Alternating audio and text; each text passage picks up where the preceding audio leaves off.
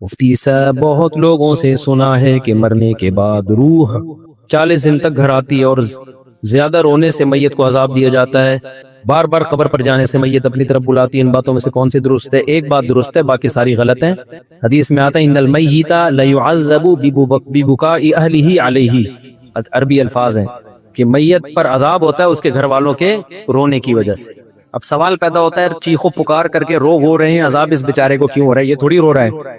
تو علماء نے اس کا جواب دیا ہے کہ اس پر لازم تھا، اس کو پتا تھا کہ جب میرے خاندان میں یہ رواج ہے کہ میں مروں گا تو گریبان پھاڑ پھاڑ کے چیخ چیخ کے پورا محلہ سر پہ اٹھایا جائے گا، تو اس نے اس برائی سے ان کو زندگی میں روکا کیوں نہیں؟ تو گھر کا سربراہ اس برائی کا ذمہ دار ہوتا ہے نا جو گھر میں ہو رہی ہے، اس کو چاہیے تھا وصیت کرتا کہ ہمارے یہ، کیونکہ جن خاندانوں میں رواج ہوتا ہے وہی ایسا کرتے ہیں، جن کے یہاں رواج نہیں ہے وہ ایسا نہیں کرتے۔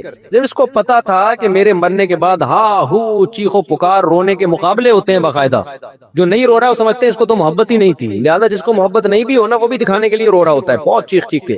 تو صبر کا حکم ہے، رونے کی اجازت ہے، وہ تو محبت کا تقاضا ہے بھائی، لیکن ایسے چیخنا، عورتوں کی آوازیں گھروں سے چیخو پکار کی باہر جانا، یہ بہت بڑا گناہ ہے، اس پہ اتنی شدید وعیدیں ہیں، یہ اسلام میں جائز نہیں ہے۔ تو اس کو پتا تھا میرے خاندان میں یہ رواج ہے، تو نے وصیت کیوں نہیں کی؟ ان کو روکا کیوں نہیں کہ میرے مرنے کے بعد یہ حرکتیں نہیں ہوں گی؟ تو ایسی صورت میں اس کو بھی عذاب ہوگا جب کوئی روئے گا، کیونکہ اس گناہ کا ذمہ دار یہ بھی ہے۔ ان المیت لیعذب ببکاء اہلہ، تو اس کا مطلب یہ ہے کہ جس کو پتا تھا میرے مرنے کے بعد یہ سب کچھ ہوگا لیکن پھر بھی اس نے منع نہیں کیا خاندان والوں کو، تو اس کو پھر تکلیف ہوتی ہے، جتنا چیخو پکار ہوتی ہے، اس کو فرشتے مارتے ہیں، بولتے ہیں تیرا کیا کرا ہے، تیری تربیت ہے۔ لیکن اگر وہ وصیت کر چکا تھا اور ان کو سمجھا کے جا چکا تھا تو پھر قرآن میں صاف پتہ چلتا ہے لا تزر وازرۃ وزر اخری، کوئی دوسرے کے گناہوں کا بوجھ نہیں اٹھائے گا، پھر ان کے رونے چیخنے سے اس کو کوئی گناہ نہیں ملتا۔ حدیث میں آتا ہے ایک صحابی کا انتقال ہوا تو دوسرے نے بہت تعریف، مرنے کے بعد ہم تعریفوں کے پول باندھ دیتے ہیں نا، روایت میں یہ جو میں آگے پیش کر رہا ہوں آپ کے سامنے، بہت تعریفیں۔ تو نبی نے فرمایا قبر میں اس کو فرشتے مارتے تھے اور پوچھتے تھے کہ بتا کیا تو واقعی میں ایسا تھا؟ یقیناً تو ایسا نہیں تھا، تو کیوں جھوٹی تعریفیں کروا کے گیا لوگوں سے اپنی؟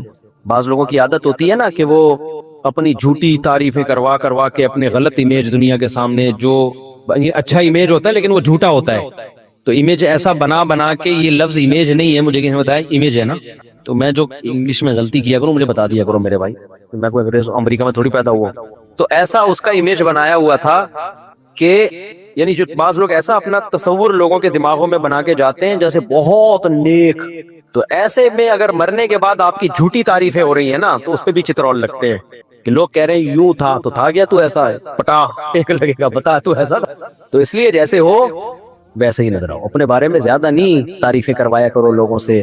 ہاں جو نعمتیں اللہ نے دی ہیں اس کا اظہار کرنے میں کوئی حرج نہیں ہے بھائی، غیر مسلم اگر خوبصورت ہے تو دیکھنے میں اچھا لگے گا، تو اس کا تو، اور مسلمان تہجد گزار بدصورت ہے تو دیکھنے میں اچھا نہیں لگے گا، تو اچھا لگنے کا تعلق مسلم یا غیر مسلم سے نہیں ہے، اگلے کی پرسنالٹی سے ہے۔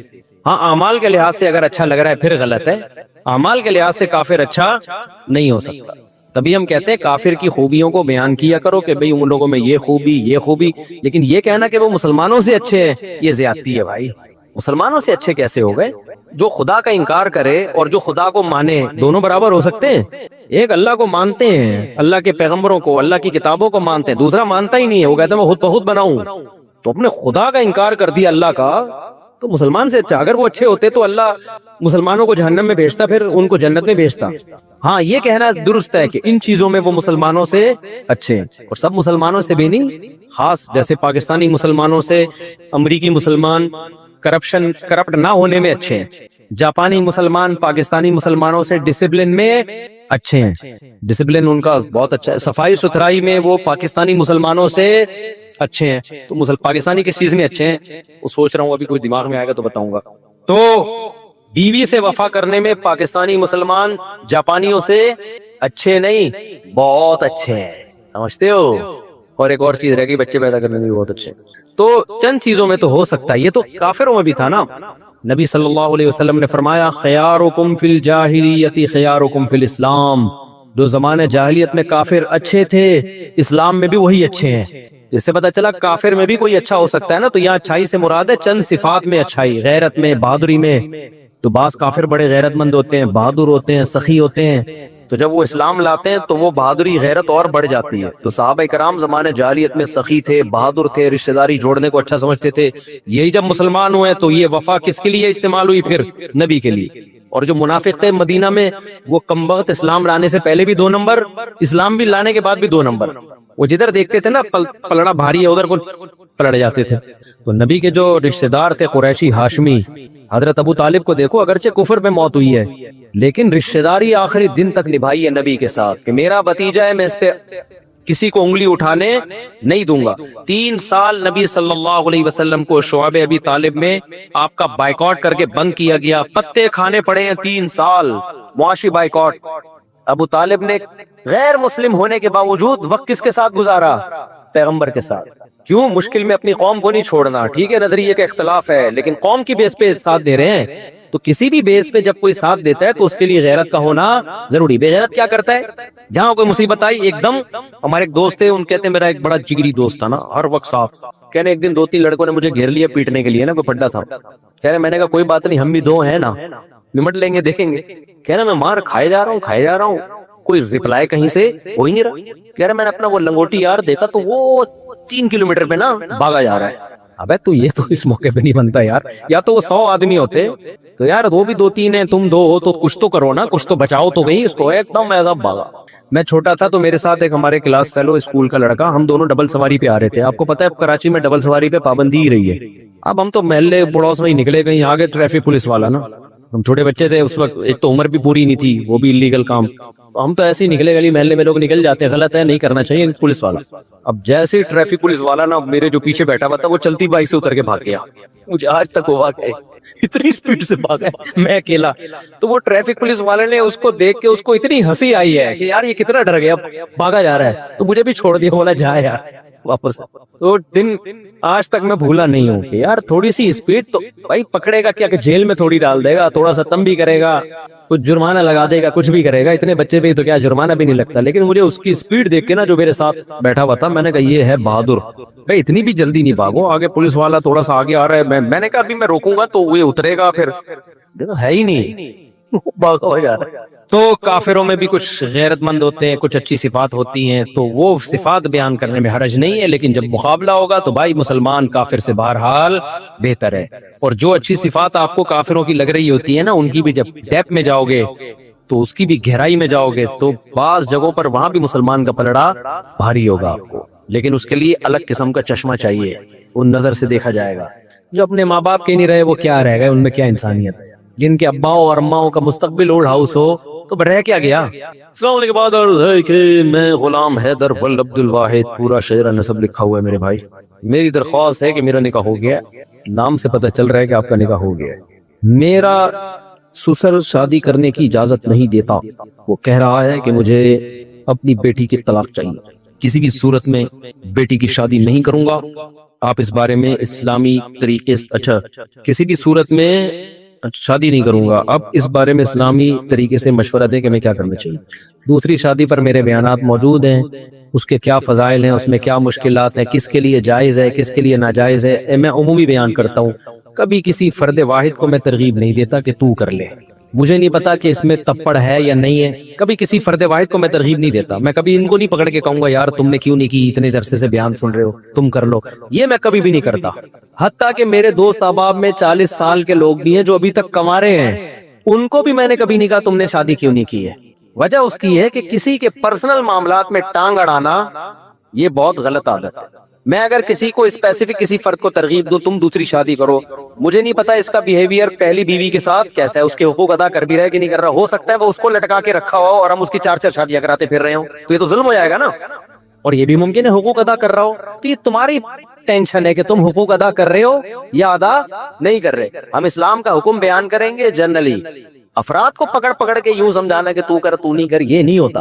منع تو کیا ہے بہت سے لوگوں کو میں نے کہ تم نہیں کرو, کیونکہ جب مجھے ان کے حالات پتہ چلے, انہوں نے مشورہ لیا نا, میں نے کہا تیرے بس کا نہیں ہے بھائی, تیری باتوں سے لگ رہا ہے تیری ٹانگیں ابھی کانپ رہی ہیں, تو نہیں, تیرے بس میں نہیں ہے. تو لیکن کسی فرد کو میں پکڑ کے ترغیب دوں کہ تم کرو, تم نے کیوں نہیں کی, تو ہاں مذاق میں دوستوں کی محفل میں ایک الگ بات ہوتی ہے, لیکن میں ویسے نارملی کبھی کسی کو ترغیب نہیں دیتا.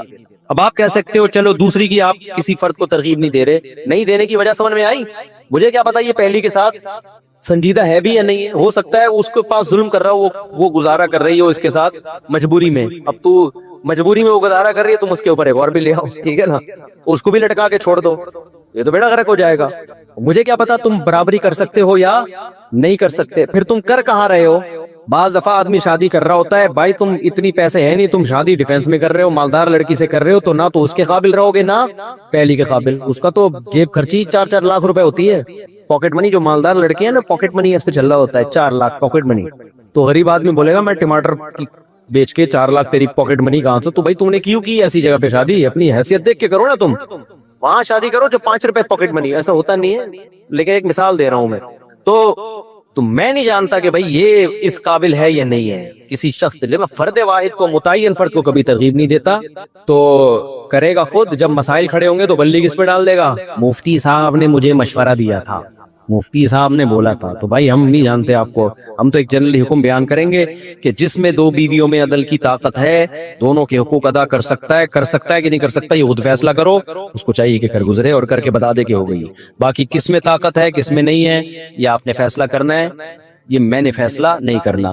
آپ کہہ سکتے ہو چلو 2 شادیوں والے کو آپ مشورہ نہیں دیتے, تو کنوارے کو آپ تو دے سکتے ہو نا, جو آپ کے 45 سال کے دوست کنوارے ہیں, ان کو کیوں نہیں دے رہے؟ بھائی یہ بھی کسی کی نجی زندگی ہے, مجھے نہیں پتا اس کی کیا مجبوریاں ہیں. بعض دفعہ صحت کے ایشوز ہوتے ہیں, وہ نہیں شرما کے بتا رہا ہوتا. ہم کیوں کسی کا راز دنیا کے سامنے فاش کریں؟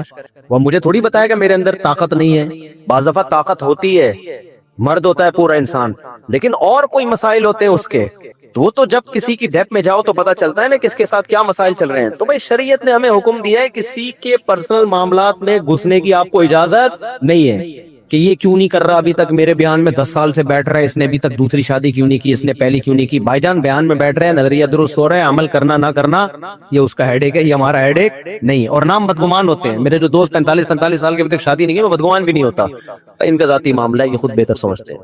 تو اس لیے میں آپ کو بھی ترغیب نہیں دوں گا. انہوں نے پرچی دی ہے نا, یہ مجھے نہیں پتا آپ کا اپنی پہلی وائف کے ساتھ سلوک کیسا ہے, آپ دوسری کر سکتے ہو نہیں کر سکتے. اب لوگ آتے ہیں میرے سسر کو سمجھا دے کہ مجھے دوسری کی اجازت دے دے. سسر کبھی اجازت نہیں دیتا, اور سسر سے اجازت لے کے کرنے بھی نہیں چاہیے, کیونکہ باپ بیٹی کا رشتہ, بہن بھائی کا رشتہ شریعت نے ایسے بنایا ہے کہ اسلام یہ رشتوں کو توڑنا نہیں چاہتا. باپ اگر اجازت دے گا نا لڑکی کا, تو بیٹی کے دل میں کیا آئے گا, مجھ پہ سوکن آئی ہے کس کی وجہ سے, میرے باپ کی وجہ سے. تو اس کا ریلیشن کس سے خراب ہوگا؟ بولو, باپ سے. تو اسلام یہ پسند نہیں کرتا. تبھی نبی نے 2 بہنوں سے نکاح کرنے کی اجازت نہیں دی. فرمایا 2 بہنوں سے نکاح کرو گے تو رشتے توڑ دو گے, کیونکہ بہن کی محبت سوکن کی نفرت میں تبدیل ہو جائے گی. سمجھتے ہو گے نہیں سمجھتے؟ تو اسی طرح یہ کہ میرا جو ہے نا سالہ مجھے اجازت دے کہ میں دوسری شادی کروں گا, سالہ کبھی اجازت نہیں دے گا.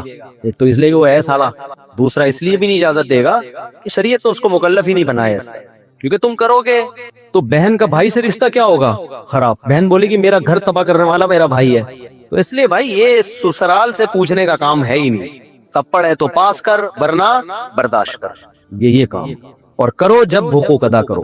تو کون کرے گا کون حقوق ادا نہیں, یہ مجھے نہیں پتا بھائی. اس لیے ہم جنرلی ایک شریعت کا حکم بیان کرتے ہیں. قرآن نے بھی حکم بیان کیا کہ جو 2 بیویوں میں برابری کرے وہ 2 3 4 شادیاں کرے.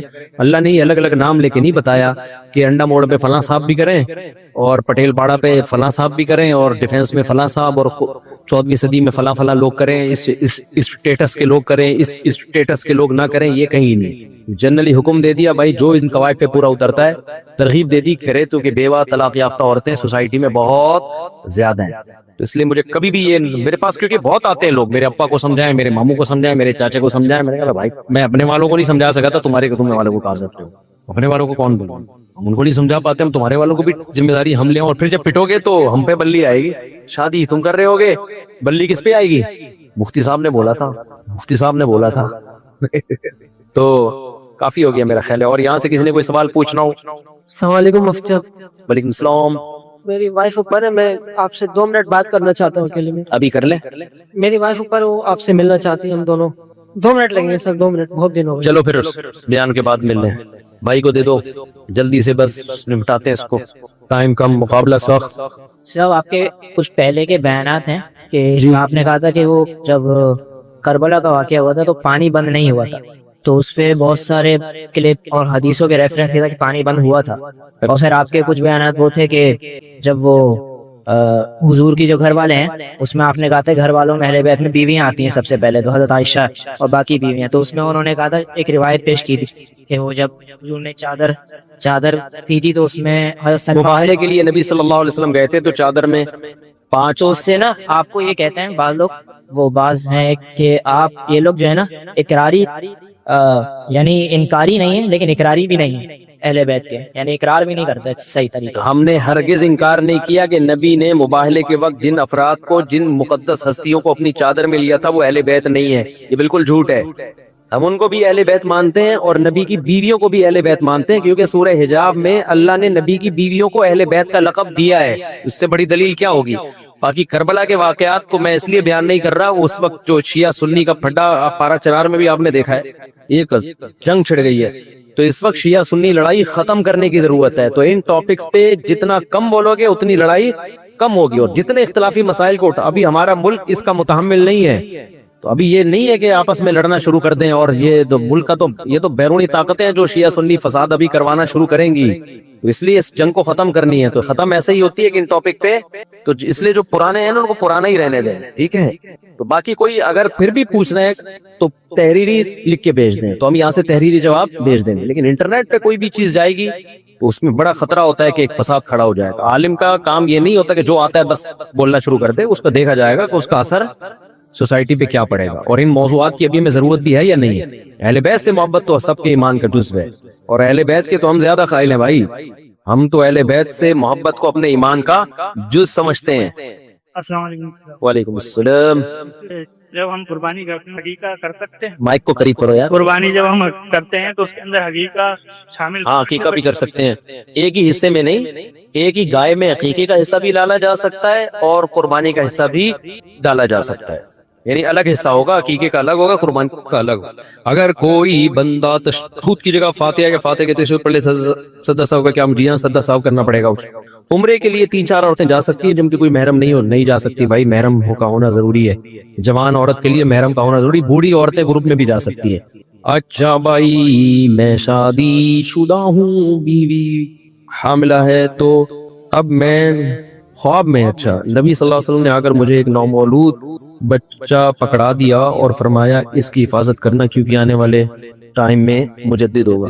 ہاں میرے بھائی آپ اپنا جو ہے تھوڑا سا اس طرح کے خوابات جب آنا ہو آدمی کی کھوپڑی آؤٹ ہونا شروع ہو جاتی ہے. میں نے دیکھا, مجھے ابھی کچھ دن پہلے ایک بندہ ملا, پشاور سے آیا ہوں, اور کہنے لگا آپ کے بارے میں مجھے خواب آیا, نبی صلی اللہ علیہ وسلم نے خواب میں آ کے کچھ یہ بتایا کہ یوں کرو آپ کے بارے میں. میں نے کہا السلام علیکم. وعلیکم السلام. سب چیک اگلا بھائی چلو بھائی. تو مجھے ہمارے ایڈمن نے کہا یار اتنا عظیم خواب سنا رہا ہے, آپ نے لفٹ نہیں کرائی. میں نے کہا بھائی پتہ نہیں سچا سنا رہا ہے جھوٹا سنا رہا ہے, اور اگر خواب سنا بھی رہا ہے تو اس کی تعبیر کیا ہے, یہ اس میں ٹائم لگتا ہے. تو ایسے ہی تھوڑی جو بھی آ کے خواب سنائے اچھا اڑے یار بیان میں لاؤ بھائی. تو میں نے کہا اپنے اعمال درست کر رہو, پھر غلط خواب بھی آئے تو کوئی فکر کی بات نہیں. اپنے اعمال اگر صحیح نہیں ہے تو جتنے مرضی اچھے خواب آئے متاثر ہونے کی ضرورت نہیں ہے. تو اس لیے فوکس عمل کو زیادہ کرو. باقی نبی کا خواب میں آنا بہت بابرکت عمل ہے, لیکن یقینی تو ہو نا. کوئی بھی آگے بول دے مفتی صاحب میں نے آپ کے بارے میں خواب دیکھا, میں کیسے یقین کر لوں بھائی. بعض دفعہ میں اس بیچارے کی جو پشاور والا ہے اس کو جھوٹا نہیں قرار دے رہا, لیکن میں تو کسی کو پرسنلی جانتا نہیں ہوں نا, تو بھائی ہو سکتا ہے کہ سچ بول رہا ہو سکتا ہے بعض دفعہ کوئی آدمی کسی کا فیور لینے کے لیے, یہ جو جعلی مریدین ہوتے ہیں نا, ان کے جعلی پیر ہوتے ہیں, ان کے مریدین جھوٹے خواب سنا کے نا اپنے پیر کا بڑا قرب حاصل کرتے ہیں. پیر صاحب کہتے ہیں یہ خواب دیکھو یہ آیا سنا بے میرے بارے میں کیا ہے تیرے کو. تو بھائی میں کسی کو ذاتی طور پہ جانتا نہیں, میں نے یہ نہیں کہا آپ جھوٹ بول رہے ہیں, میں نے کہا بھائی ہو سکتا ہے سچ بول رہے ہو ماشاءاللہ, اگر واقعی دیکھا ہے تو اللہ مبارک کرے, جو اس کی برکتیں خواب کی ہمیں اللہ دے. اچھا بس اتنا ملا نا, لے میں لے چلو نیکسٹ یہ کریں وہ بالکل, ورنہ وہی واقعات ہو جاتے ہیں. ایک مرید نے اپنے پیر صاحب کو کہا کہ پیر صاحب میں نے خواب دیکھا ہے کہ آپ کی انگلیاں شہد میں اور میری انگلیاں پخانے میں. پیر صاحب نے کہا, پیر صاحب بھی نا اگر انسان ہوتے تو بولتے یار کچھ بھی آ سکتا ہے خواب میں, اگر شہد میں انگلیاں ہیں بھی تو میرا عمل اگر ٹھیک ہے تو انگلیاں شہد میں ہونے اس کے بغیر بھی میں ٹھیک ہوں, اگر میرا عمل خراب ہے تو انگلیاں شہد میں ہونے سے میں ٹھیک نہیں ہوں گا. یہ کہہ دیتے جان بچ جاتی. پیر صاحب نے کیا کہا فوراً, دیکھا یہی تو بات ہے, میری انگلیاں شہد میں اور تیری انگلیاں, مجھے اچھا نہیں لگ رہی اللہ زبان سے نکالتے میں, لیکن اس کے بغیر مزہ بھی نہیں آئے گا. میری انگلیاں تیری انگلیاں बहाने में और मेरी उंगलियां शहद में, यही तो है। कहता है आगे ख्वाब कंप्लीट नहीं हुआ है, पूरा तो सुने पीर साहब। सब मुरीद सुन रहे थे ना, पीर साहब चौड़े में, हाँ भाई। कहते हैं एंड में देखा कि आपकी उंगलियां मैं चाट रहा हूँ, मेरी उंगलियां आप चाट रहे हैं। आपकी उंगलियां मैं चाट रहा हूँ, मेरी उंगलियां आप चाट रहे हैं। तो कोई मुझे अच्छा ख्वाब सुना देता है ना आपके बारे में, ये आया, मैं कहता हूँ भाई माशाल्लाह, ठीक है, सही होगा, अल्लाह ताला बरकत दे, बस इससे ज्यादा मैं लिफ्ट नहीं कराता, समझते हो। मैं कहता हूँ भाई अमाल अच्छे हैं, बुरे ख्वाब आए फिर भी ठीक है, अमाल खराब हैं तो अच्छे ख्वाबों से खुशफहमी में मुब्तला नहीं होना चाहिए। इसलिए आप बस गोली खा के सो जाएं। जिनको ये अच्छा ख्वाब आया है, ज्यादा अपने खुद पसंदी पैदा होना शुरू हो जाती है कि मेरा बच्चा मुजद्दिद होगा, होता पता नहीं क्या है, वो क्या निकलेगा। अस्सलाम वालेकुम सर। वालेकुम अस्सलाम। मेरे दोस्त है हॉस्टल में। कहाँ पर? हॉस्टल में मेरे दोस्त है। अस्करी में? हॉस्टल में रूम में, हॉस्टल में। तो वो लेट नाइट जो है नमाज पढ़ते हैं ना, 1 बजे 2 बजे। तो हमारी रीजनिंग जो होता है इसमें कि मैं बोलता हूँ कि टाइम पे नमाज करो, फोन की वजह से छूट जाती है। ईशा की नमाज लेट पढ़ते हैं? जी जी, ईशा की। वो बोले कि सुबह तक होता है, तो इसमें क्या हवाले से? ईशा की नमाज का टाइम तो फजर से पहले तक होता है, लेकिन इतनी देर करना जायज नहीं है सर। वो जो है वो फोन की वजह से फोन इस्तेमाल करते उस वक्त नमाज की जो टाइम। गलत है ना ये। ईशा की रात 1/3 से पहले पढ़ लेनी चाहिए। बहुत शदीद मजबूरी हो तो आधी रात से पहले। तो आधी रात के बाद, आधी से भी ज्यादा डिले करना फिर मकरूह है, नापसंदीदा है, ये बुरा अमल है। तो 1/3 रात, वरना बहुत ही लेट करना है तो आधी रात का आधा हिस्सा गुजरने से पहले पढ़ लीजिए। खबरों के हवाले से बहुत कुछ घूम रहा है मुसलसल। मुझे इत्तला दी गई कि मैं शहीद हो गया हूँ। मैंने कहा भाई नहीं हुआ, अल्लाह का शुक्र है, फिटफाट घूम रहा हूँ।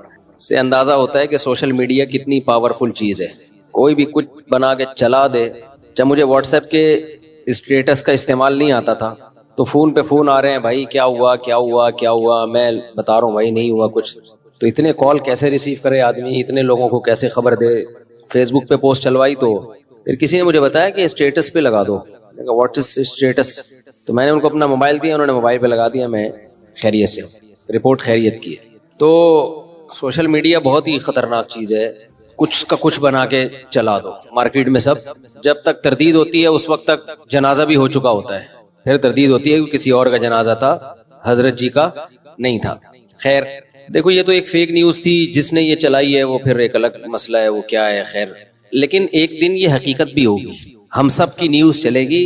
आज रफी भाई का इंतकाल हो गया, आज मुफ्ती साहब का इंतकाल हो गया, आज बाप का नाम क्या है भाई, उसामा भाई का इंतकाल हो गया, समी भाई का इंतकाल हो गया, शहनशाह शेरशाह भाई का इंतकाल, और शहीद तो वैसे ही शहीद हो यार, आज शहीद भाई शहीद हो गए या इंतकाल हो गया।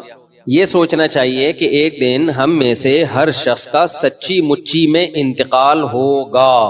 ये कितनी बड़ी हकीकत है जिससे हम गाफिल हैं। देखो, किसी की मौत जिंदगी कोई बहुत बड़ा वाकया नहीं है। ये दुनिया चल रही है, इसी पे पब्लिक पैदा हो रही है, और प्लेटफॉर्म से जब पुरानी गाड़ी निकलती है तो नई गाड़ी आती है। ये तो चलता रहेगा, लोग मरते रहेंगे, जीते रहेंगे। खलकल मौत वल हयाता, कुरान कहता है मैंने मौत और जिंदगी को पैदा किया। हम लोग इसको बहुत अहमियत देते हैं, लेकिन अल्लाह कहता है ये होगा भाई, पैदा इसीलिए किया है मारने के लिए। सब मरेंगे, सबकी न्यूज चलेंगी। न्यूज ना भी चले अखबारों में तो पर्सनली तो न्यूज चलती है ना कोई किसी का बाप होगा, किसी का चाचा होगा, किसी का मामू होगा, किसी का फुप्पा होगा। आज फुप्पा का इंतकाल हो गया। मैं एक दिन सोच रहा था बैठ के कि मेरी जिंदगी में कौन कौन से ऐसे लोग जिनकी मेरी जिंदगी में बड़ी वैल्यू थी वो दुनिया से जा चुके हैं। एक लंबी लिस्ट सोचना शुरू किया ना। हमारे पड़ोस में रहते थे हमारे वालिद साहब के दोस्त, इलाके के काउंसलर भी थे, इस्लाम साहब नाम था उनका, बहुत अच्छी पर्सनैलिटी थी। हम उनके घर जाया करते थे, खेला कूदा करते थे। एक दिन खबर आई इस्लाम साहब का इंतकाल हो गया, हार्ट अटैक हो गया। अरे भाई, इतनी बड़ी खबर थी हमारे लिए वो यार। अभी तो कल तो बैठे हुए देखा था उनको, उनके बच्चे भी, उनके बेटे भी, तवक्कुस नहीं थी उनको। बहुत सख्त स्ट्रेस में गए, डिप्रेशन में गए। थोड़े दिनों में अजमेरी भाई हमारे पड़ोस में रहा करते थे, हट्टे कट्टे जवान आदमी थे, बिल्कुल फिट फाट, 35 साल उम्र होगी। मैं था, मुझे इत्तला आई कि भाई अजमेरी भाई का इंतकाल हो गया। भाई हमने कहा अजमेरी भाई का हो नहीं सकता इंतकाल यार, अजमेरी भाई तो फिट फाट। नहीं जी, इंतकाल हो गया। कैसे हुआ जी? हार्ट अटैक हो गया। हमारी गली में ही सामने शौकत भाई रहा करते थे, बहुत लंबा कद था उनका। सफ में जब खड़े होते ना पता चल जाता ये शौकत भाई है। कुछ लोग होते ना एक्स्ट्रा ऑर्डिनरी, लंबे तड़ंगे से होते हैं, وہ اپنے قد سے مشہور تھے، یعنی شوکت بھائی کی شوکت ہی اسی سے تھی، شان و شوکت قد کی وجہ سے. ان کی عمر ہوگی میرا خیال ہے 30 سال، 25 سے 30 سال. ترکی گئے پڑھنے کے لیے تو والدین بھی بڑے خوش تھے، چلو ہمارا بیٹا بھی ٹرکی جا رہا ہے، پڑھائی مکمل ہوگی، وہاں سے اچھی جاب مل جائے گی. اطلاع آئی کہ جی ان کا انتقال ہو گیا. ارے بھائی کیسے ہو گیا؟ کلاس میں بیٹھے ہوئے تھے، اچانک ہارٹ اٹیک ہوا. تو پھر ان کی ڈیڈ باڈی آئی، جوان بیٹے کی موت.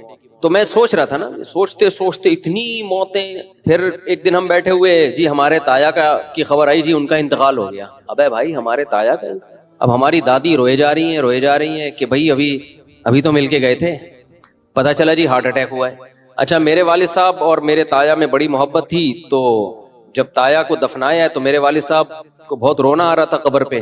2-3 سال کے بعد والد صاحب کا انتقال ہو گیا. بعض دفعہ آپ میت پہ رو رہے ہوتے ہیں، آپ کو نہیں پتا ہوتا 2-4 سال کے بعد کس کا نمبر ہے بھائی ہمارا نمبر ہے. 2-4 سال زیادہ ٹائم نہیں ہے.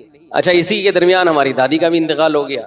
خبر آئی جی ہماری والدہ کی پھوپھی کا انتقال ہو گیا. خبر آئی جی ہمارے فلانے کا انتقال ہو گیا، ڈمکانے کا انتقال ہو گیا، یہ ہو گیا. گلی محلے میں جنازے اٹھتے اٹھتے اٹھتے اطلاع کہ جی ہمارے مولوی صاحب کا انتقال ہو گیا، جو پوری کمنٹری کرتے تھے، جنازہ آ رہا ہے جنازہ جا رہا ہے. ہزاروں جنازے پڑھائے انہوں نے، لیکن ہمیں اطلاع ملی کہ جی مولانا صاحب کا انتقال ہو گیا. دھچکا لگا ہمارے دل پہ، کیونکہ کئی سال ان کے ساتھ 30 سال ہم نے ان کے ساتھ گزارے تھے. 30 سال انسان کسی کے ساتھ گزارتا ہے، محبت ہو جاتی ہے اس سے. انتقال ہو گیا تو اتنے جنازے اتنے ایکسیڈنٹ. ہمارے جامعہ کے ایک استاذ، ہمارے بڑے کلاس فیلو، بہت کلوز، ایک دن اطلاع آئی ان کا انتقال ہو گیا. بھائی ابھی تو گل تو گپ شپ لگا کے گئے، جی کار کا ایکسیڈنٹ ہوا ہے، جی انتقال ہو گیا. میں نیو کراچی میں امام تھا، ایک بزرگ تھے بڑے زبردست، ان سے ہم نے بیان کروایا، بڑا پیارا بیان کرتے تھے، بڑے اللہ والے بزرگ تھے. اگلی دفعہ میں نے رابطہ کیا، پتا چلا جی انتقال ہو گیا. ابے بھائی کیسے انتقال ہو گیا؟ جی وہ اندرون سندھ کہیں گاڑی میں جا رہے تھے، ایکسیڈنٹ ہوا، انتقال ہو گیا. تو انتقال پر گورنمنٹ کی طرف سے کوئی پابندی بولو نہیں. آپ کو یہ کیا بیان لے کے بیٹھ گیا؟ بھائی یہی تو بیان ہے. موت موت موت موت، الموت لیس منہ الفوت. ہر چیز سے بھاگ سکتا ہے انسان، موت سے کسی کا باپ بھی نہیں بھاگ سکتا. اور بہاریوں میں مشہور ہے کہ جب انسان کی موت آتی ہے تو اونٹ پہ بیٹھے ہوئے آدمی کو بھی کتا کاٹ لیتا ہے. حالانکہ کوئی تک نہیں بنتا. کنوینس کا کتنا بڑا پرابلم ہے، آپ سوچو. کتے کے لیے کنوینس کے بغیر اونٹ تک پہنچنا آسان ہے، کس قدر پرابلم کی چیز ہے نا. لیکن کتا پہنچ جاتا ہے بغیر کنوینس کے. باقاعدہ اس کو گاڑی لگوانی پڑے گی، کتے کو سیڑھیاں لگوانی پڑیں گی اوپر جانے کے لیے، لیکن پہنچ جاتا ہے. کتے کے قد کو دیکھو اور اونٹ کو دیکھو. لیکن جب انسان کی موت آتی ہے تو کتا پہنچ جاتا ہے وہاں. اور بھی بہت واقعات ہیں اپنی زندگی میں. فلاں کا انتقال، فلاں میری والدہ کا انتقال ہوا، والد صاحب کا انتقال ہوا، نانا کا انتقال ہوا، نانی کا انتقال ہوا. اور ابھی 2-4 منہ میں آنے لگے تھے، لیکن اللہ کا شکر ہے وہ زندہ ہیں. وہ بولیں گے ہمیں کیوں مار رہا ہے، اللہ ان کو زندگی دے. ہماری دعائیں. تو میری بڑی ہمشیرہ کا انتقال ہوا، ان کی عمر بھی زیادہ نہیں تھی، بریسٹ کینسر ہوا. ایسے اسٹیج پہ پہنچ کے پتا چلا کہ بچنے کی امید ختم. ڈاکٹر نے بتا دیا بھائی یقینی موت ہے. کچھ دن پہلے ایک صاحب ملنے کے لیے آئے تو ایسے ہڈیوں کے ڈھانچے بنے ہوئے تھے، جوان آدمی تھا. کہتا مجھے کینسر ہے اور ڈاکٹروں نے کہہ دیا کہ آپ کی موت واقع ہو جائے گی. بہت بیچارے کی حالت خراب تھی. اطلاع گئی 1-2 مہینے میں کہ اس کی انتقال ہو گیا ہے. تو بھائی بات یہ ہے کہ موت ایک ایسی چیز ہے جس سے ہم بھاگ نہیں سکتے. سب نے مرنا ہے. ڈاکٹر کیا کہتے ہیں آپ دیکھیں یوٹیوب پہ جب سرچ کریں نا، اینٹی ایجنگ، بڑھاپے سے روکنے والی دوائیں، بڑھاپے سے روکنے والی خوراک، کہیں بھی یوٹیوب پہ لکھا ہوا ہوگا، فوراً دل چاہتا ہے انسان کلک کرے یار کون سی چیز ہے جو ہمیں بوڑھا ہونے سے روک سکتی ہے. تو ساری دنیا کے سارے ڈاکٹر، سارے حکیم اس پر متفق ہیں کہ آپ بڑھاپے کے پروسیس کو سلو کر سکتے ہو، بریک بولو نہیں لگا. یہ نہیں ہو سکتا کہ بڑھاپے کو آپ نے بریک لگا دی، روک دیا. نہ یہ ہو سکتا ہے کہ آپ نے 60 سال میں بوڑھا ہونا تھا تو بہت زیادہ صحت کا خیال کیا تو اب 70 میں بوڑھے ہو رہے ہو، بہت زیادہ خیال کیا تو 80 میں جا کے ہو رہے ہو. یہ نہیں ہو سکتا کہ 60 سال میں آپ رک جاؤ. آپ کا ایک بال سفید تھا تو اب ایک ہی رہنا، نا 40 سال کی عمر میں ایک بال سفید ہوتا ہے. جوان آدمی کہتا ہے یار ایک بال ہے نوچ کے نکال دو، پتہ ہی نہ چلے ہوا کیا. ایک دن اٹھتا ہے صبح کو دوسرا بال بھی سفید، کہتا ہے یار اس کو بھی نوچ لو، اب کیا ہے. اس کو بھی نوچا، پھر اتنے سفید کہتے ہیں نوچاؤں گا تو گنجا ہو جاؤں گا بھائی.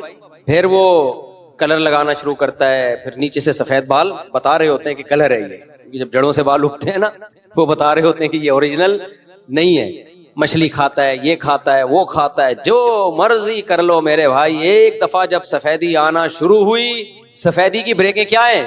فیل. سفیدی کی بریکیں فیل ہیں، پھر نہیں ہوتی. تو پیغمبروں کی یہی تو دعوت ہے بھائی. یہ جو قرآن مجید کی آیت ہے نا، اولم نعمرکم ما یتذکر فیہ من تذکر وجاءکم النذیر، اللہ کہتے ہیں جب جہنمیوں کو جہنم کے کنارے پہ لایا جائے گا جہنم میں ڈالنے کے لیے، تو آگ کو دیکھ کے وہ کہیں گے نا کہ یہ تو بہت سخت عذاب ہے. تو اللہ جواب میں کیا کہیں گے؟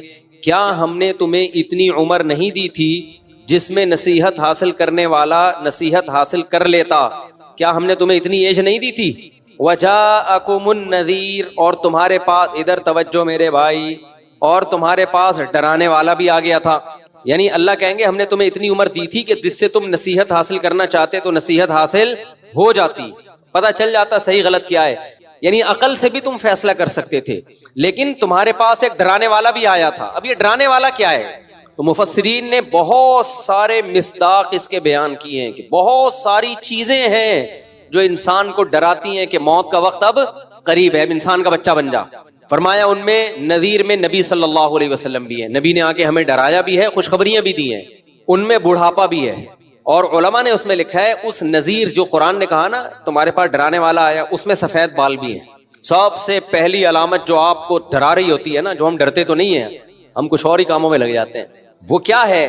بالوں کا سفید. یہ سب سے پہلی علامت ہے کہ اب آپ ریورس ہونا شروع. جتنا پاورفل ہونا تھا نا، قرآن کیا کہتا ہے بھائی؟ ہم نے ثم یخرجکم طفلا، اللہ جب تمہیں ماں کے بطن سے نکالتے ہیں تم کمزور ہوتے ہو. خلقکم من ضعف، کمزوری میں بنایا اللہ نے تمہیں، بہت کمزور. آہستہ آہستہ خوراک ملتی ہے، دودھ ملتا ہے، پراٹھے ملتے ہیں، ڈبل روٹیاں، شکر ہے وہ بھی مل رہی ہیں آج کل، تبھی بچے ڈبل روٹی جیسے بن رہے ہیں. لیکن بہرحال پراٹھے ملتے ہیں، روٹیاں ملتی ہیں، آہستہ آہستہ بچہ کیا ہوتا ہے؟ پاور پکڑنا شروع. یہ پاور کب تک چلتی ہے؟ مینٹلی گروتھ بھی ہوتی ہے اس کی، اور جسمانی گروتھ بھی ہوتی ہے. حتی اذا بلغ اشدہ وبلغ 40 سنۃ، 40 سال تک اپنی فل طاقت اور قوت کو پہنچ چکا ہوتا ہے. سمجھ میں نہیں آ رہی میرا خیال ہے بات؟ تبھی ماہرین کہتے ہیں نا پہنچتا تو 30 سال میں، کیونکہ 30 سال شباب کی انتہا ہے. 30 سے 40 سال تک تقریباً ایک ہی جیسی کنڈیشن رہتی ہے اس کی. تو مینٹلی گروتھ 40 سال تک انسان کی کمپلیٹ. اس لیے قرآن نے انسان کی جو لاسٹ ایج ہے نا، جس کے بعد اب اس نے ڈھلکنا ہے، اب ریورس ہونا ہے، وہ کون سی ایج کو قرار دیا ہے؟ بولتے کیوں نہیں میرے بھائی؟ 40 سال. اس لیے کہتے ہیں نا کہ اگر آپ 40 سال میں بھی طاقتور نہیں ہو تو اب آپ فکر چھوڑ دو طاقتور ہونے کی، اب آپ کوئی اور کام کرو، ٹھیک ہے نا؟ پاورفل ہونے کی فکر آپ بولنے پہ گورنمنٹ نے پابندی لگائی ہے، اب طاقتور ہونے کی فکر. 30 سال میں بھی آپ طاقتور نہیں ہو تو اب آپ کوئی اور کام کرو، یہ کام آپ کے بس کا ہوتے ہیں نا، بہت باریک باریک. 30 سال میں بھی بالکل باریک باریک، 40 سال میں بھی وہ کہتے ہیں یار میں موٹا ہو جاؤں. اب آپ موٹے تو ہو گئے لیکن وہ غلط والے موٹے ہو گئے. اب آپ چربی وربی چڑھ سکتی ہے، گھی کا ڈبہ بن سکتے ہو اب آپ. اب وہ جو ایک جو مسل کی پاور ہوتی ہے وہ لانا بہت مشکل کام ہے، سمجھتے ہو؟ وہ بہت مشکل ہے. تو بلغ اشدہ، 40 سال تک پہنچا تو اب یہاں سے ریورس ہونا. میڈیکل سائنس بھی یہی کہتی ہے بھائی 40 سال کے بعد اب آپ واپس، کتنا زور لگا لو اب آپ کہ میں واپس نہ جاؤں. واپس کا کیا مطلب؟ وَمَن نُعَمِّرُهُ نُنَكِّسْهُ فِي الْخَلْقِ، قرآن کہتا ہے جس کو ہم عمر دیتے ہیں ہم اس کو خلق میں واپس ریورس کرتے ہیں. ریورس میں طاقتور ہوگا یا کمزور ہوگا؟ کمزور، دماغی کمزوری بھی، جسمانی کمزوری بھی. تو واپس تبھی آپ دیکھو جب انسان واپس ہونا شروع ہوتا ہے، کمر جھکنا شروع. بچپن میں کیسے چلتا تھا؟ بچے جب چلتے ہیں نا، ایک پاؤں ادھر جا رہا ہے ایک پاؤں. ہمارے ایک ریلیٹیو آئے جو بڑے، میں نے ایک دور میں دیکھا تھا ان کو 15-20 سال پہلے، بڑے ینگ جوان نا، فٹ فاٹ. تو اب آئے کچھ دن پہلے، اب ہمارے گھر کی سیڑھیوں پہ چڑھ رہے ہیں تو ایک پاؤں ادھر کو جا رہا ہے ایک پاؤں. میں نے کہا یہ آپ چڑھ کیسے رہے ہیں؟ کہہ رہے ہیں بس یار وہ دن گئے. کہہ رہے ہیں وہ دن گئے، اب تو ایسا ہی ہے. اور ہر اسٹیپ پہ آواز بھی نکل رہی ہے، زور لگتا ہے نا آہ کی آواز آتی ہے. وہ ایک بوڑھا آدمی کہیں چلتا ہوا جا رہا تھا، کہیں ٹھوکر لگی تو اس کو اپنی جوانی یاد آئی نا. ٹھوکر لگی ایک دم بےچارا لڑکا 3-4 قدم، تو کہنے لگا ہائے جوانی. پھر دیکھتا ہے کوئی دیکھ تو نہیں رہا، پھر آہستہ سے کہتا ہے بھائی تو نے جوانی میں کون سے تیر مار لیے تھے. تو آہستہ آہستہ انسان کیا ہونا شروع ہوتا ہے؟ ریورس. اور پھر ہر آنے والا دن اس کو تڑپاتا ہے. حضرت مجذوب رحمت اللہ علیہ نے کہا تھا نا تجھے پہلے بچپن نے برسوں کھلایا، انسان کی زندگی کے 15-20 سال تو کھیل کود میں گزر جاتے ہیں، اس میں تو کوئی ہوش ہی نہیں ہوتا. جوانی نے پھر تجھ کو مجنوں بنایا، جوانی جب ہوتی ہے تو پھر عشق معاشقوں میں لگتا ہے. بڑھاپے نے پھر آ کے کیا کیا ستایا. سارے جو بل نکلنا شروع ہوتے ہیں وہ کب ہوتے ہیں؟ بڑھاپے میں. اجل تیرا کر دے گی بالکل صفایا. جب موت آئے گی نا تو اس بڑھاپے کو بھی یاد کرے گا کہ یار کم از کم احساس تو تھا نا، کچھ کھانے پینے کی تھوڑی بہت لذت کا احساس ہو جایا کرتا تھا. تو بھائی اسی کا نام دنیا ہے. اسی لیے آدم علیہ الصلوۃ والسلام سے لے کر سید الانبیاء محمد صلی اللہ علیہ وسلم تک تمام پیغمبروں نے ایک دعوت دی ہے، لا تحب الدنیا، دنیا سے محبت بولو مت کرو، دل مت لگاؤ دنیا سے. دیکھو کچھ گناہ تو ایسے ہیں جو سوسائٹی میں گناہ سمجھے جاتے ہیں، کچھ گناہ ایسے ہیں جو سوسائٹی میں گناہ سمجھے جاتے ہیں، کچھ گناہ ایسے ہیں جو اللہ کی نظر میں بہت بڑے جرم ہیں لیکن وہ گناہ سمجھے نہیں جاتے، حالانکہ زیادہ بڑے گناہ ہیں وہ، اور ان کے نقصانات بھی زیادہ ہیں. زنا ایک گناہ ہے لیکن لوگ اس کو گناہ سمجھتے بھی، وہ جملہ مکمل کرنا ہے آپ لوگوں نے. زنا ایک گناہ ہے، لوگ اس کو گناہ سمجھتے ہیں. کیوں نہیں ہے بھائی؟ ہیں. اتنے بھی کافر تھوڑی ہوئے ہیں لوگ کہ زنا کو حلال سمجھنا شروع کر دیں. یہ کہہ رہے ہیں نہیں ہے. زنا ایک گناہ ہے، لوگ اس کو کیا سمجھتے ہیں؟ گناہ. نماز چھوڑنا گناہ ہے، لوگ اس کو کیا سمجھتے ہیں؟ گناہ. حج فرض ہوا آپ نے نہیں کیا، یہ گناہ ہے، لوگ اس کو کیا سمجھتے ہیں؟ گناہ. داڑھی کاٹنا بھی معذرت کے ساتھ کیا ہے؟ گناہ ہے. اب تک تو گناہ سمجھتے تھے، اب کچھ اسکالر آ گئے جنہوں نے اس کو گناہ کی فہرست سے نکال دیا، ورنہ گناہ ہے، پہلے بھی تھا، اب بھی ہے، آئندہ بھی رہے گا، نبی کا حکم ہے. اسی طرح میرے بھائی بد نظری کرنا، فحش فلمیں دیکھنا یہ گناہ ہے، لوگ اس کو گناہ سمجھتے ہیں. سود کھانا گناہ ہے، لوگ اس کو گناہ سمجھتے ہیں. دنیا سے محبت بہت بڑا گناہ ہے، لوگ اس کو گناہ سمجھتے ہی نہیں ہیں. بلکہ وہ دنیا کی محبت جو ان کے دل میں ہوتی ہے اس کو بھی یہ نہیں سمجھتے کہ ہمارے دل میں محبت ہے. وہ کہتے کہاں ہے؟ نہیں آئی میرا خیال ہے بات. وہ کہتے ہے ہی نہیں ہمارے دل میں محبت. اتنی ہے جتنی سب کے دل میں ہوتی ہے، تو ہمارے دل میں بھی اتنی محبت ہے. تبھی میں پھر ان سے کہتا ہوں میرے بھائی آپ کے دل میں دنیا کی محبت ہے، آپ اس کو گناہ سمجھو پہلی بات. تو وہ کہتے ہیں کیوں سمجھیں، اس میں کیا خرابی ہے؟ ہر اچھی چیز سے محبت ہوتی ہے، تو دنیا بھی بڑی اچھی چیز ہے، تو کیوں محبت نہیں ہوگی میرے بھائی؟ اس کا مطلب ان کا کانسیپٹ محبت کے بارے میں کلیئر نہیں ہے. بھائی جب شریعت کہہ رہی ہے لا تحب الدنیا، کہ دنیا سے محبت مت کرو، تو اس کا مطلب کہ بری چیز ہوگی نا. کیا ہو گیا میرے بھائی؟ تو اگر اس کے بارے میں آپ کو کوئی اشکال ہے کہ یار محبت نہ کرو تو پھر کیسے چلیں دنیا میں؟ اگر میرے بھائی کسی کاروباری آدمی کو دکان سے محبت نہیں ہوگی تو وہ دکان چلائے گا؟ بولتے کیوں نہیں. تبھی لوگ تو پھر علماء پہ اعتراض کرتے ہیں، ایک طرف یہ کہتے ہیں دنیا سے محبت نہ کرو، دوسری طرف جاپان کے دورے ہو رہے ہیں ان کے. اچھا وہ جو میری ویڈیو آئی ہے نا، میں لانچ میں بیٹھ رہا ہوں، پیچھے سے کوئی لڑکی اس لانچ کو سیٹ کر رہی ہے، وہ ویڈیو میں نے نہیں بنائی ہے، وہ کسی اور نے بنا کے ڈال دی ہے. میں جب اپنے کیمرے سے کوئی ویڈیو بناتا ہوں تو اس کا خیال کرتا ہوں کہ اس میں لیڈیز بولو نا نہ آئیں. اب کوئی اور بنا رہا ہو تو بھائی اس میں مجھے ملامت نہیں کی جا سکتی، کیونکہ میں کہیں بھی چلتا ہوا جا رہا ہوں، خواتین بھی تو چلی رہی ہوتی ہیں نا، یا تو میں ان کو روک دوں یا خود رک جاؤں. تو دو ہی حل ہے، یا تو میں، یہ کینیڈا کی ویڈیو تھی، کینیڈا میں جا کے پابندی لگا دوں کہ میں جہاں جہاں انجوائے کرنے کے لیے جاؤں گا لانچ میں، جائز جگہوں پہ، کوئی فلم دیکھنے تھوڑی جا رہا ہوں میں وہاں، میں جہاں جہاں لائف کو انجوائے کرنے کے لیے میرا بھی حق ہے کہ نہیں ہے، میں لانچ میں جاؤں، میں سمندر میں جاؤں، تو کینیڈا کی تمام انگریز خواتین کو چاہیے کہ برقع پہن کے وہ سائڈوں پہ ہو جائیں. یا تو یہ حل ہے، یا یہ کہ میں جانا چھوڑ دوں، میں وہاں جاؤں جہاں سب آدمی ہوں، تو وہ مسجد ہی ہے پھر، اس کے علاوہ اور کوئی جگہ نہیں ہے. تو ہمیشہ کسی پہ اعتراض کرنے سے پہلے بات کرنی وہ چاہیے جس کے تمام پہلوؤں پہ آپ غور کر لیں کہ اگر آپ کے ساتھ ایسا ہو تو آپ کیا کریں. اب وہاں جہاں میں کینیڈا میں ایک لیک ہے، ایک جھیل ہے، وہاں میں جب، مجھے بتاؤ کینیڈا میں کسی جھیل پہ جانا جائز ہے یا نہیں ہے؟ اسٹیپ بائی اسٹیپ، کیونکہ اس پہ اتنا بڑا تماشا بنا ہے. کچھ لوگوں نے میرے بیان پہ ہی پابندی لگا دی کہ اس آدمی کو ہم نے بلانا ہی نہیں ہے، دیکھو یہ لڑکی پیچھے سے وہ جو ہے نا لانچ میں بٹھا رہی ہے اس کو اور یہ جا رہا ہے، یہ کیسا یار، کس توبہ توبہ استغفر اللہ. تو ان کو میں کہہ رہا ہوں، بڑے کچھ لوگ ہیں جنہوں نے پابندی لگا دی، تو لگاتے ہیں، کوئی اس سے ہماری صحت پہ کوئی ایسا فرق پڑتا نہیں ہے، لیکن ایک مثال دے رہا ہوں کہ میرے لیے کینیڈا جانا جائز ہے یا نہیں. پہلا سوال، کینیڈا میں میرے لیے کسی جھیل پہ تفریح کے لیے جانا جائز ہے یا نہیں ہے؟ جائز ہے. اس میں لانچ میں بیٹھنا، وہ بھی مولویوں کے ساتھ، سارے مدرسے کے طلبہ تھے، یہ نہیں کہ چھپڑ میں کسی کو لے کے گھوم رہا ہوں میں، وہاں سارے مولانا لوگ تھے، تبلیغی جماعت والے تھے، مدرسے کے طلبہ بھی مدرسے کے طلبہ تھے جنہوں نے میرے لیے گھمانے پھرانے کا انتظام کیا کہ ہم آپ کو گھمانے لے کے جائیں گے. تو لانچ میں انہوں نے مجھے، مولویوں نے بٹھایا، سارے دائیں بائیں مولوی، وہ نظر نہیں آ رہے، نظر کون آ رہی ہے ان سب کو؟ ایک لیڈی نظر آ رہی, تو ٹرکی تو یہ لوگ ہوئے. اچھا خیر, تو ان مولانا نے مجھے لانچ میں بٹھایا. میرے لیے اس لانچ میں بیٹھنا جائز تھا یا نہیں تھا؟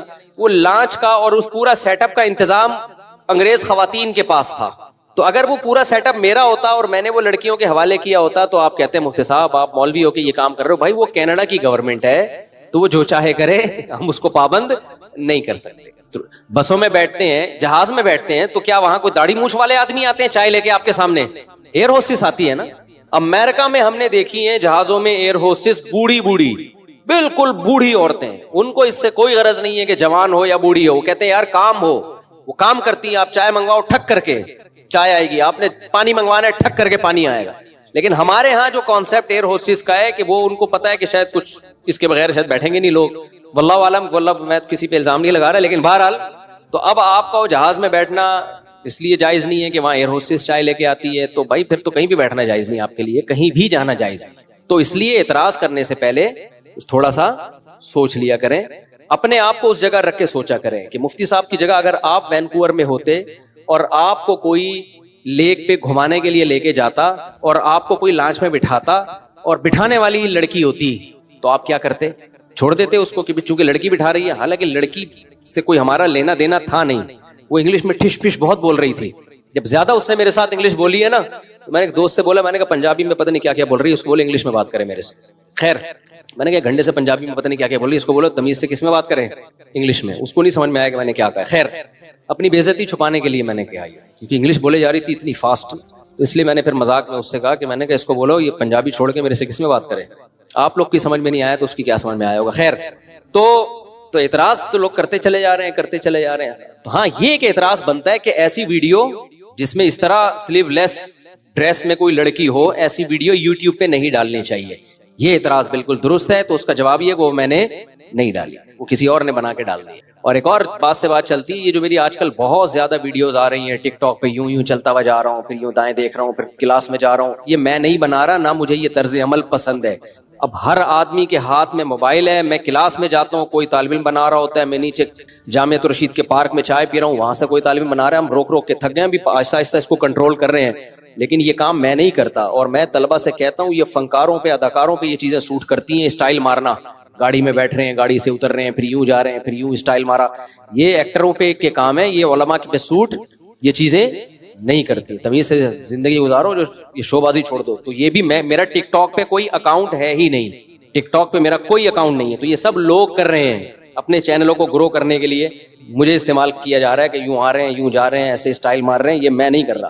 خیر ہم اپنے اصل موضوع کی طرف آتے ہیں. تو میں یہ عرض کر رہا تھا میرے بھائی کہ دیکھو دنیا سے محبت یہ جرم ہے. اب سوال یہ پیدا ہوتا ہے کہ اگر دنیا سے محبت جرم ہے, اچھا دیکھو جتنے بھی گناہ ہیں نا وہ ڈپریشن پیدا کرنے میں اتنے معاون مددگار نہیں ہے. دنیا سے محبت ایک ایسا گناہ ہے جو سب سے زیادہ اسٹریس اور ڈپریشن پیدا کرتا ہے. کچھ گناہ ایسے ہیں نا جس کی سزا انسان کو دنیا میں ملتی ہے. کیا خیال ہے بھائی؟ ہیروئن پیو گے, آخرت میں ٹھکائی بعد میں ہوگی, دنیا میں سزا پہلے. وہ کیا سزا ہے؟ تھوڑے دنوں میں ہڈیوں کا ڈھانچہ بن جاؤ گے, کالا رنگ ہو جائے گا, منہ سے بدبو آئے گی, مرے ہوئے ملو گے کسی پائپ کے برساتی نالے کے اندر سے. یہ دنیا کی سزا ہے. کیا خیال ہے؟ جسم تڑپتا ہے, خراب ہوتا ہے. تو کچھ جرم ایسے ہیں جن کی سزا آخرت میں بعد میں ملے گی, دنیا میں پہلے مل. جیسے نشے ہیں, جو نشہ کرتے ہیں ان کو دنیا میں بھی برباد ہو جاتے ہیں. ڈپریشن میں بہت زیادہ, یعنی ڈپریشن سے مراد دماغ خراب ہونا, جب نہیں ملتی تو پریشان ہوتے ہیں. تو ایسے ہی خوب اچھی طرح سمجھو, دنیا کی محبت ایک ایسا جرم ہے جس کی اللہ دنیا میں سزا دیتے ہیں. وہ سزا کیا ہے؟ ڈپریشن, اسٹریس, بے سکونی. اس لیے اگر اپنی زندگی کو خوشیاں بھری بنانا چاہتے ہو نا, جنت تو آخرت میں بعد میں ملے گی. دنیا کو اگر جنت بنانا چاہتے ہو تو اللہ رسول نے جو حکم دیا کہ دنیا سے محبت نہ کرو, اس حکم میں اللہ رسول کو فالو کرو. سمجھتے ہو کہ نہیں سمجھتے؟ اب سوال وہ گھوم پھر کے آتا ہے کہ بھئی یہ کیسے ممکن ہے کہ ہم دنیا سے محبت نہ کریں؟ اگر نہیں کریں گے تو دنیا کما سکتے ہیں, پھر ہم کیا؟ بھائی انسان کو جس چیز کی طرف اٹریکشن ہوتی ہے اسی چیز کی طرف جاتا ہے, یا جس کی طرف اٹریکشن نہ ادھر جائے گا. ارے مجھے ایک بات بتاؤ, 2 رشتے آئے آپ کے لیے, ایک چڑیل کا رشتہ آیا اور ایک خاتون کا رشتہ آیا. کس کی طرف جاؤ گے؟ چڑیل کی طرف جاؤ گے, حالانکہ وہ بھی تو لیڈیز ہی ہے, صرف جنات کی لیڈیز ہے. وہ جنات میں لیڈیز کو پیار سے کیا کہا جاتا ہے؟ چڑیل. ان کا پیار چڑیل، ایسے پیار سے یہی کہا جا رہا ہے، تو سو تو نفرت سے کیا کہا جاتا ہوگا؟ جنات میں کسی کو پیار سے چڑیل کہا جاتا ہے، تو سوچو نفرت سے کیا کہا جاتا ہوگا۔ خیر، تو جنات کی الگ دنیا ہے۔ تو سوال یہ پیدا ہوتا ہے کہ بھائی جب اٹریکشن ہی نہیں ہوگی تو دنیا کی طرف ہم جائیں گے کیسے؟ جب جائیں گے نہیں تو کمائیں گے نہیں، جب کمائیں گے نہیں تو ہم تو ننگ دھڑنگ بھوک سے مر جائیں گے، کسی کام کے دنیا میں نہیں رہیں گے۔ تو خوب سمجھ لو، ہر فیلڈ میں جو الفاظ ہوتے ہیں ان الفاظ کا مطلب الگ ہوتا ہے، ہر فیلڈ میں نا۔ دیکھو ہر فیلڈ کی ایک الگ ٹرم ہوتی ہے، اصطلاح ہوتی ہے۔ مثال کے طور پر، بھائی بچوں شور نہ کرو، بہت شور کی آوازیں آ رہی ہیں اوپر سے، کوئی سنبھالے یار بچوں کو ذرا، اوپر بہت زیادہ شور کی مسلسل آوازیں آ رہی ہیں اوپر سے۔ اب دیکھو ادھر مثال کے طور پہ حکیم لوگ کہتے ہیں یہ چیز ٹھنڈی ہے، یہ چیز گرم ہے۔ انڈا کیا کہتے ہیں حکیم لوگ؟ ٹھنڈا ہوتا ہے گرم ہوتا ہے؟ گرم ہوتا ہے، بھائی انڈا گرم ہوتا ہے۔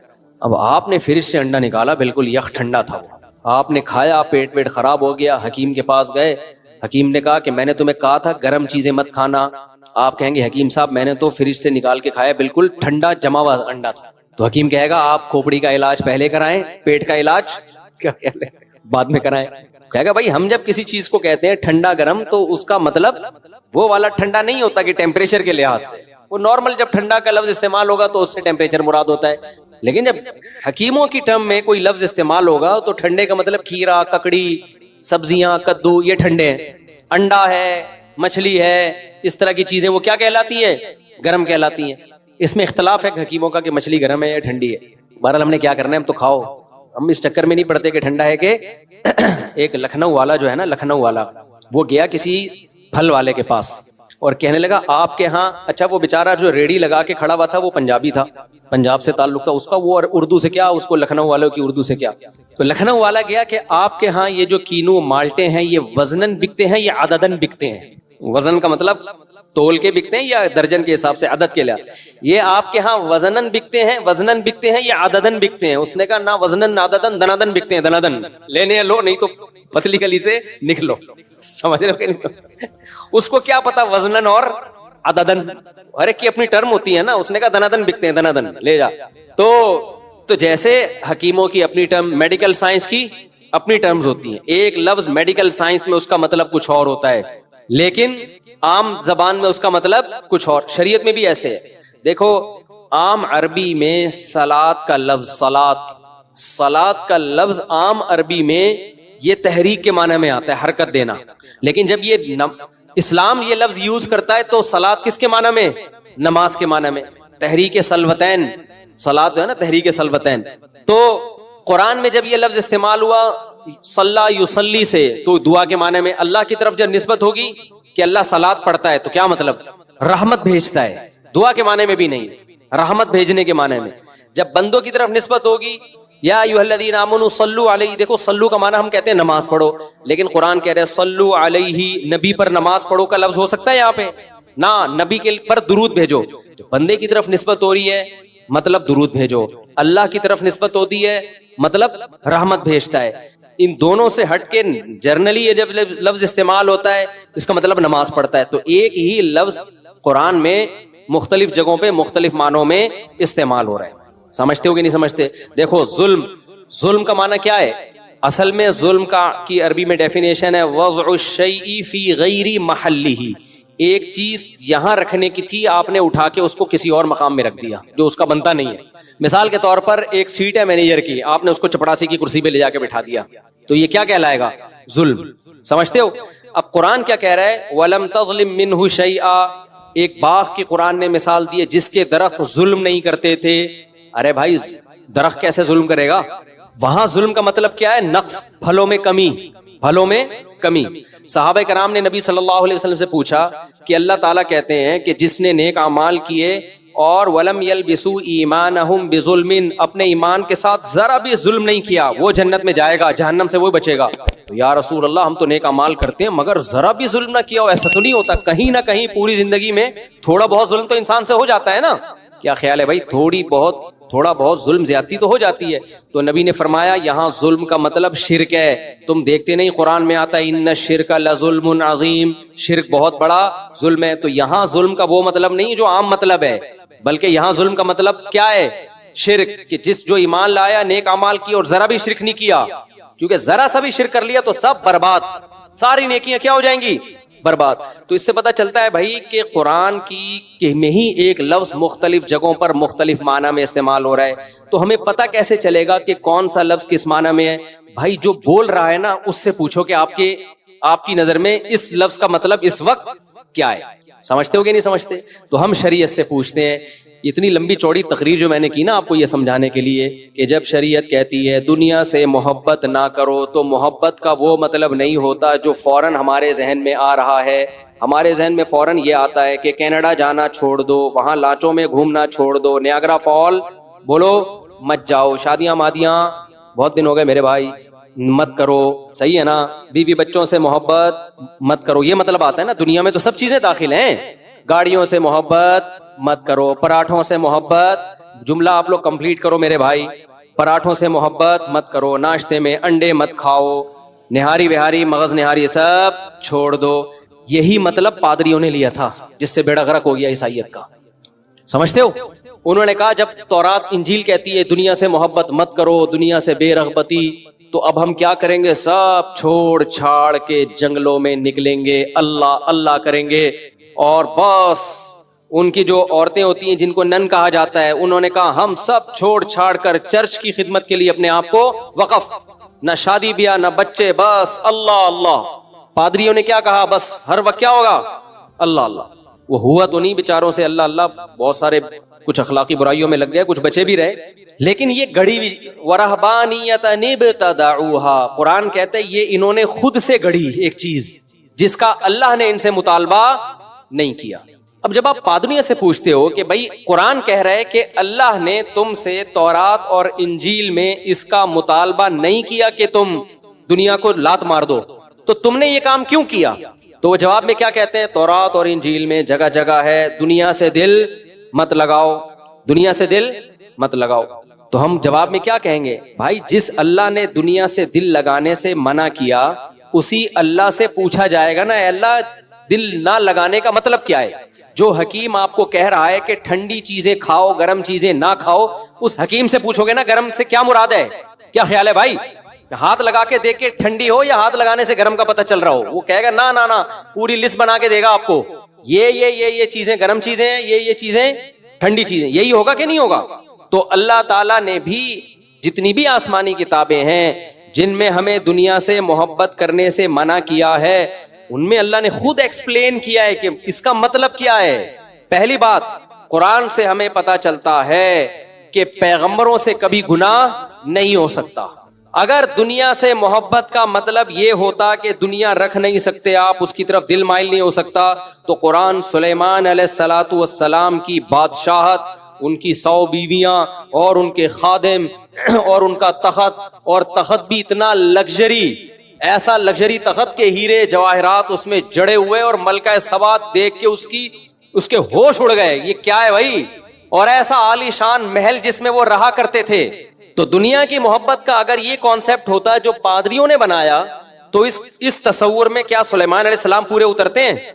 आप लोग, मुझे लग रहा है अब सब भूल भुलैया हो गए, जो बयान सुनने के आदाब थे वो सब खत्म हो गए, भूल गए। जब नहीं हो तो नहीं बोलना है आपने, हाँ हो तो हाँ बोलना है, गर्दन हिलानी है, यूं करना है। कुछ मुझे रिस्पांस देंगे तो मुझे लगेगा कि कुछ आप लोग मेरे साथ, मैंने पराठा नहीं खाया तो आपने तो कुछ खाया होगा ना। तो दूसरी बात ये कि फितरत अल्लाहिल्लती फतरन्नास अलैहा, अल्लाह कहते हैं इस्लाम इंसान की वो फितरत है जिस फितरत पे अल्लाह ने इंसान को पैदा किया। तो इंसान की फितरत मरगूब चीज देख के हटना है या उसकी तरफ जाना है? तो इस्लाम कैसे रोक